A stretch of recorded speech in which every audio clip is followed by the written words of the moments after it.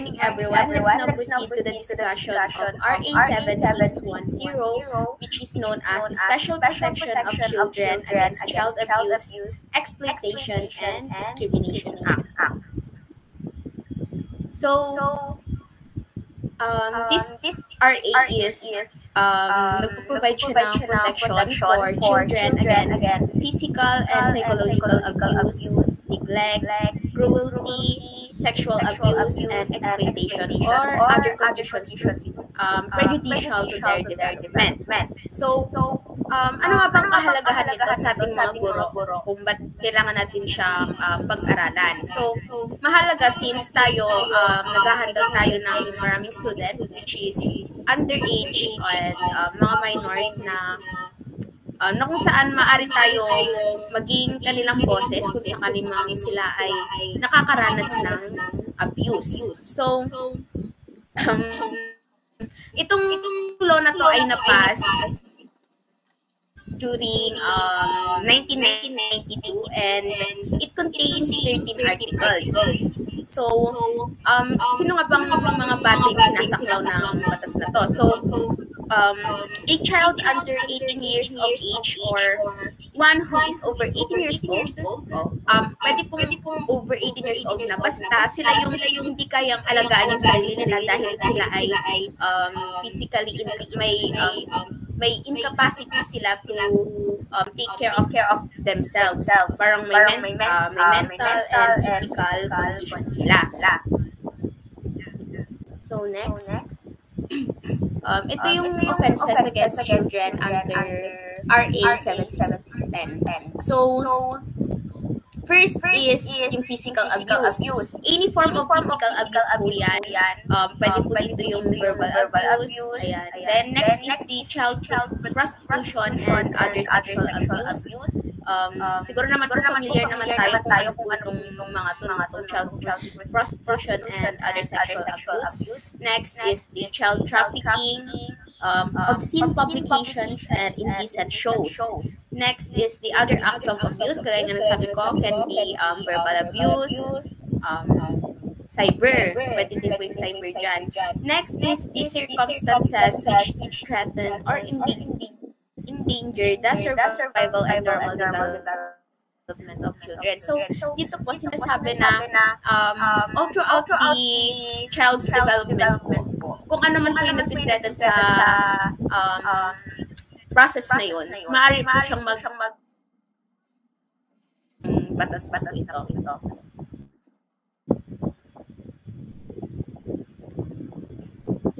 Okay, next po is yung salient provisions po. First is the protection from abuse. So, children are entitled to special respect and protection from all forms of abuse, neglect, cruelty, exploitation, and discrimination. Next is the prohibition from recruitment. So, sinasabi po dito na ang mga bata ay hindi po maaaring ma-recruit sa AFP or kahit saan naman pong mga armas to basic services. So, sinasabi dito na ang mga bata ay entitled po na maka-access sa basic social services gaya na lang po ng education, yung primary health po, mahalaga po yan, and yung emergency relief. So, sinasabi po dito na as a parent po or guardian ng mga bata, kailangan po natin mag-provide po sa kanila. Next is the penalties for offenders. So, iba-iba po kasi yung penalties, no? Depende po sa cases na makukomit po ng offender. So, the law imposes severe penalties on individual found guilty of abusing minors, including imprisonment and fines, depending on the severity and nature of the abuse.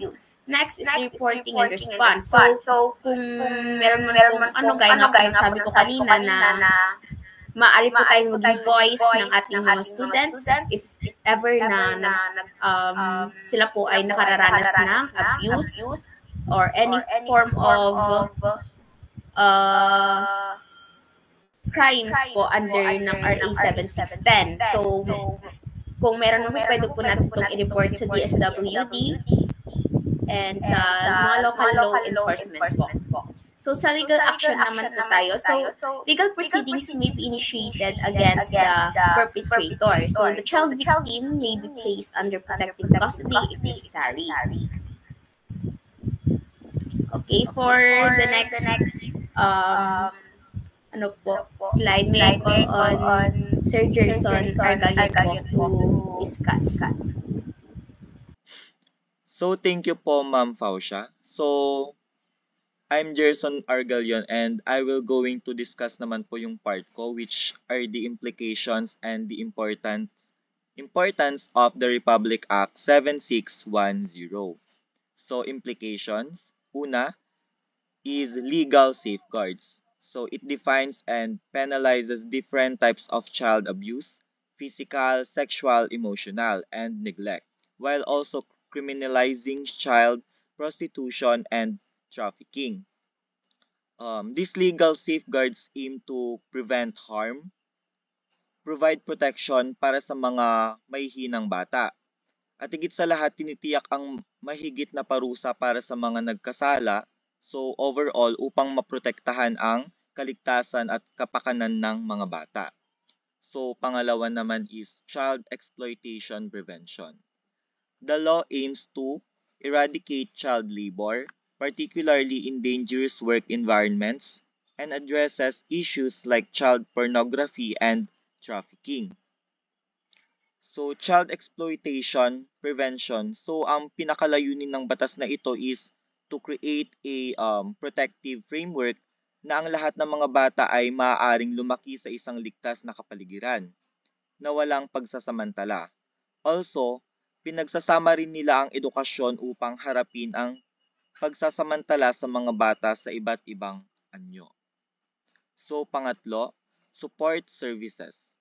It mandates the provision of services such as counseling and rehabilitation for children who have been abused while strengthening social welfare programs. So this mandate is nakatuon sa pagtiyak na ang mga bata na dumaranas ng pang-aabuso ay makakatanggap ng mga kinakailangang serbisyo para sa kanilang pagbawi at ang pangkalahatang social safety net or social welfare program. So, pinahusay upang mas masuportahan ang mga may hinang populasyon. So, yung pang-apat is awareness and education. The law promotes public education on children's rights and establishes mechanisms to report abuse and exploitation. So, ang aspetong ito ay ng batas ay nakakatulong na lumikha ng isang sistema ng proteksyon para sa mga bata sa pamamagitan ng pagtuturo sa lipunan tungkol sa mga karapatan ng mga bata at pagtiyak na mayroong malinaw at madaling paraan upang magulat ng anumang uri ng pang-aabuso o pagsasamantala na maaaring kaharapin nila. So yung panglima, child-centered legal process. So it ensures that children involved in legal cases are treated with care and their access to justice is prioritized without causing further harm. So, tinitiyak ng child-centered legal process na ang mga batang sangkot sa mga legal na usapin ay tinatrato ng may dignidad, paggalang at pangangalaga. So, kailangan ng mga espesyal na hakbang upang maprotektahan sila mula sa pinsala habang tinitiyak na ang kanilang mga karapatan sa katarungan, proteksyon at pakikilahok ay ganap na ginagalang. So kinikilala ng diskarte na ito na ang mga bata ay may natatanging mga pangangailangan at kahinaan na dapat isaalang-alang sa mga legal na konteksto. So yung panghuli is government coordination. So RA 76110 calls for collaboration among government agencies and local authorities to ensure the enforcement of child protection measures. So, binibigyan diin ng RA 7610 ang kritikal na pangangailangan para sa mga koordinasyon ng pamahalaan sa iba't ibang sektor upang mabisang pangalagaan ang kapakanan ng mga bata. Sa pamamagitan ng pagtutulungan, tinitiyak ng mga ahensyang ito na ang proteksyon sa bata ay hindi nahati-hati at ang mga karapatan at kaligtasan ng mga bata ay itinataguyod sa buong bansa. So yun po yung anim na implication ng RA 7610. So next slides po.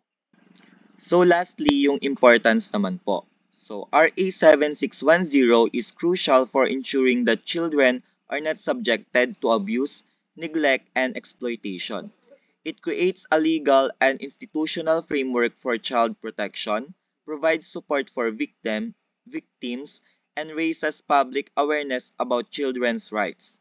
By strengthening the justice system's response to child abuse, promoting prevention efforts, and aligning with international standards, RA 7610 plays a pivotal role in improving the safety and well-being of children in the Philippines. Its importance cannot be overstated as it offers a comprehensive approach to safeguarding the most vulnerable members of society, children, and ensuring they have the opportunity to grow up in a safe, supportive environment. So overall po, mahalaga ang RA 7610 sa paglaban sa pang-aabuso sa bata, pagpapabaya at pagsasamantala sa Pilipinas.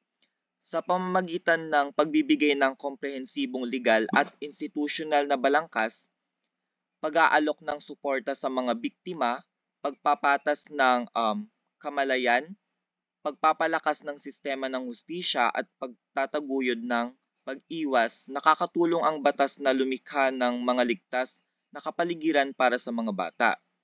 Ang kahalagahan nito ay nakasalalay sa kakayanan nitong tugunan ang mga komplikadong issue na nakapaligid sa proteksyon ng bata at upang matiyak na ang lahat ng mga bata, anuman ang kanilang background, ay may pagkakataong lumaki sa isang mapag-aruga at ligtas na kapaligiran.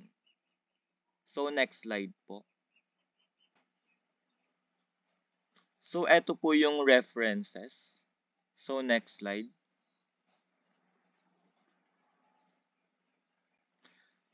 So ito lang po yung aming report about sa RA 7610, the Special Protection of Children Against Child Abuse, Exploitation, and Discrimination Act. So thank you po.